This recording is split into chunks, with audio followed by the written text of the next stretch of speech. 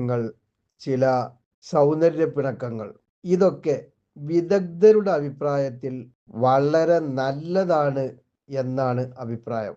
അഥവാ കുടുംബജീവിതത്തിൽ ഉണ്ടാകുന്ന ആരോഗ്യകരമായ വഴക്കുകളൊക്കെ ദമ്പതികൾ തമ്മിലുള്ള പരസ്പര ബന്ധത്തെ ഊട്ടിയുറപ്പിക്കുന്നു, അഭിപ്രായ വ്യത്യാസങ്ങളുടെ കെട്ടുപാടുകൾ അഴിച്ചു കളയുന്നു എന്നാണ് വിദഗ്ധന്മാർ കണ്ടെത്തിയിട്ടുള്ളത്. മാഷാ അല്ലാഹ്. വഴക്കുകളും ദേഷ്യങ്ങളൊക്കെ ആരോഗ്യകരമാവണം, അതിൽ വിടരുത് എന്ന ഒരു നിബന്ധനയുണ്ട് കേട്ടോ. ഒരു സംഭവം പറയാം. രണ്ട് സുഹൃത്തുക്കൾ ഇങ്ങനെ മരുഭൂമിയിലൂടെ യാത്ര ചെയ്യുകയാണ്. യാത്രക്കിടയിൽ ഒരു അനിഷ്ട സംഭവം ഉണ്ടായി. ഒരു സുഹൃത്ത് മറ്റേ സുഹൃത്തിന് ഒരടി കൊടുത്തു.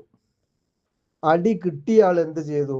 മരുഭൂമിയിലെ ആ മണൽ പരപ്പിൽ എഴുതി വെക്കുകയാണ്, ഇന്ന് എൻ്റെ ആത്മസുഹൃത്ത് എന്നെ അടിച്ചിരിക്കുന്നു. അവർ യാത്ര തുടരുകയാണ്. മരുഭൂമിയുടെ അവസാനത്തിലെത്തി. അവിടെ ഒരു പാറക്കെട്ടിൽ ഇരുവരും ഇങ്ങനെ വിശ്രമിക്കുകയാണ്. പാറക്കെട്ടിൻ്റെ അടുത്ത് ഒരു ചളിക്കുണ്ടുണ്ടായിരുന്നു. പാറയിൽ നിന്ന് സുഹൃത്തുക്കളിൽ നിന്ന് ഒരാൾ വഴുതി ആ ചളിക്കുണ്ടിലേക്ക് വീഴുകയാണ്.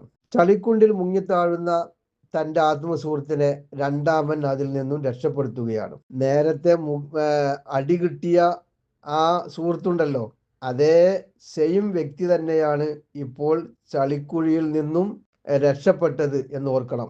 ആ സമയത്ത് ആ സുഹൃത്ത് കരിമ്പാറയിൽ എഴുതി വെക്കുകയാണ്, ഇപ്പോൾ എൻ്റെ ആത്മസുഹൃത്ത് എന്നെ മരണക്കയത്തിൽ നിന്ന് രക്ഷപ്പെടുത്തിയിരിക്കുന്നു. ആദ്യം എഴുതിയത് മണൽ പരപ്പിൽ, രണ്ടാമത് എഴുതിയത് കരിമ്പാറയിൽ. കൂട്ടുകാരന് സംശയമായി. നേരത്തെ ഞാൻ നിന്നെ അടിച്ചപ്പോൾ നീ മണൽപ്പരപ്പിലാണല്ലോ എഴുതിയത്, ഇപ്പോൾ നിന്നെ ഞാൻ രക്ഷപ്പെടുത്തിയപ്പോൾ അത് കരിമ്പാറയിലാണല്ലോ എഴുതിയത്. എന്താണ് ഇങ്ങനെ രണ്ട് വ്യത്യസ്തമായ രീതിയിൽ എഴുതി വെക്കാൻ കാരണം?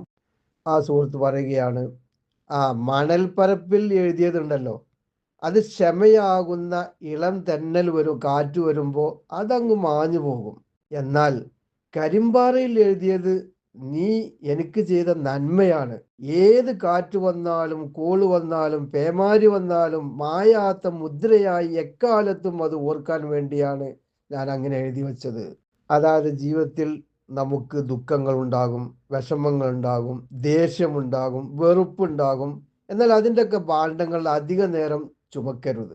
അതേസമയം നന്മയുടെയും സ്നേഹത്തിൻ്റെയും സുഹൃതങ്ങൾ ഹൃദയത്തിൻ്റെ അടിത്തട്ടിൽ കരിമ്പാറയിൽ കുത്തിവെക്കുന്ന അല്ലെങ്കിൽ കൊത്തിവെക്കുന്ന പോലെ മുദ്രണം ചെയ്യണം.